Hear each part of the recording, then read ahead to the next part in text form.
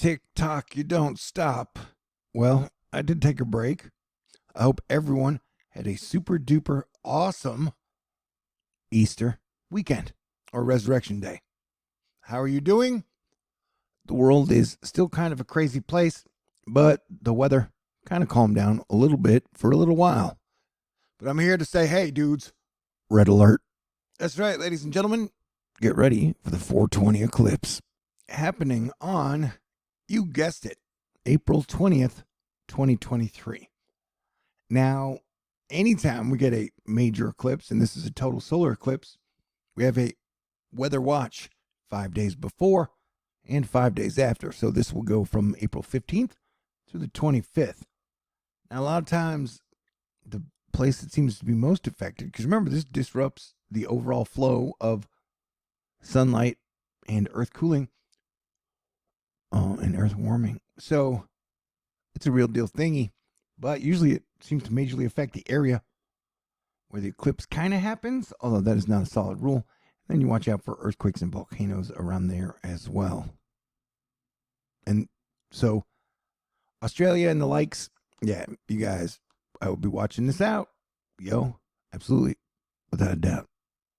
As of right now, I think it's the most tornadoes in modern history in 2023, but that could fall off to second place now that we're getting a slow spot in weird, wild weather. Although if you're in Oklahoma and Texas today, you should be watching out if you're up north. But here we're looking at right around the 5-day mark after. You can see we've got quite a system that'll be moving through with one under it. So definitely around the 23rd, it's like 2 weeks away. We're watching for some weird stuff. And then over the next week, you've got an area of a low that'll just be kind of hanging out down off the south, which is kind of weird and wild. And so the next really major weather we're looking for is 6 days from now, in my opinion. Ooh. But yeah, around the 23rd, 24th, 25th, we'll be keeping a lookout. And like I said, if you're over here or down here by Miami, I would watch out for flooding over the next few days. All right, I think it's been like 5 days since I made a planetary defense commander type video. As you know, a lot has happened in 5 days, as we are like on a timeline where tons of shit happens on a major scale all the time. So let's try and go with the biggest stories first during that time period, shall we? Taylor Swift and Joe Alwyn have broken up and are now over. That's right, Tay-Tay is single. And news that shocked the world. Asterisk. Okay. Elon Musk has been very verbose and doing a lot of things on Twitter and stuff. And he went to China and was like, I love you, China. You guys are perfect. Thanks for helping us fight the woke mind virus. Really appreciate you in Saudi Arabia and Russia doing everything we can to fight freedom and diversity. Wait, he may not have said that exactly.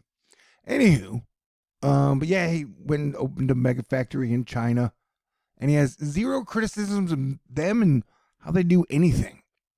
So that was interesting. And then Macron, the king of Paris, or the president or premier or whatever, went to China, was like, yeah, dude, the French need to stop depending on America for our defense, our security, and we need to stop depending on the dollar.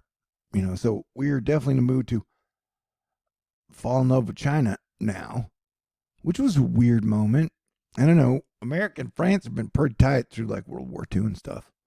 So yeah, there are major shifts happening, and Russia's talking about the brand new world order with BRICS. There's a lot of people are pulling out of the dollar. People are like, hey man, the dollar's going to collapse. I'm like, I don't know. I think what's going to happen is you're going to see a lot more oil production come out of West Texas, Alaska, and alike. But people don't. People on the left are like, no. People on the right are like, yes. Remember, I'm in the middle. But definitely, it is the petrodollar. So they may. I think you'll see a strengthening of the petro as the dollar itself weakens. Remember, we only get 5% of our production, our oil, from Saudi Arabia. Saudi Arabia also was like, we are very pissed off at America. You know, like they're like, screw you, America.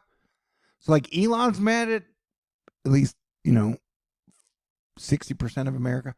And then Saudi Arabia's mad at America and Russia's mad at America. I don't know, a lot of people are mad at us. Anywho, I'm asking everybody to stay cool. This was a protest at BlackRock, one of the largest firms in the world. I think it controls a couple $1 trillion worth of investments and stuff. Speaking of invasion of privacy, what? That's a weird segue. The James Webb Space Telescope took a picture of Uranus. Everybody's like, we're doomed. Everybody's like, we're doomed. We're doomed. And that's never a fun party, you know? It's hard to have a really good time if everybody's like, we're doomed. All right, as an American, you know, Elon Musk is free to say whatever he wants. And, you know, he's allowed to love whatever countries or people that he wants to. But please allow me the same right and to say that, like, the idea that Putin is the good guy in the scenario, like, all right, Putin's been in power since July of 1999. So for like 24 fucking years, the vibe has been off. Just all around in general. But definitely he's the longest serving leader and definitely a powerful superpower leader. But, you know, I wouldn't say that, like, I don't know, it's been the funnest, greatest, freedomist human rights time ever, you know? And so I don't know, like, as a Gen Xer who can't wait until we get some semblance of say in how the world will run, if we ever do, you know, it's like whether it be Biden or Trump or Putin or Z, they're all in their 70s, man, you know? And so getting Brinkier on the brink of World War III every day is just insane. And, you know, how we're going to get past this, I don't know. But I do believe in miracles. I think God is great. And Astro Fight Club's pretty good too. So do what you can to help avoid World War III. I think we will continue to avoid it, but you never know. I don't know, dude. They were circling Taiwan with ships and flying all these planes over because China was like, one of our dudes from America doesn't have the right to go to Taiwan. As Elon went to fucking China. Crazy, dude. It's all crazy. And then on Easter, Donald Trump was like, World War III. I was like, yo, bro, calm the fuck down. Asteroid Fight Club is always on the scene.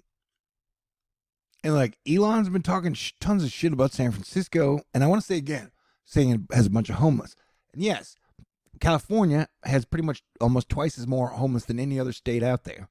But California also has twice as many billionaires as any other state in the world or any other state in America. And so there is a correlation between having the most homeless and having the most billionaires, in my opinion. Anyway, and then Marjorie Taylor Greene went on some rant about how horrible New York is.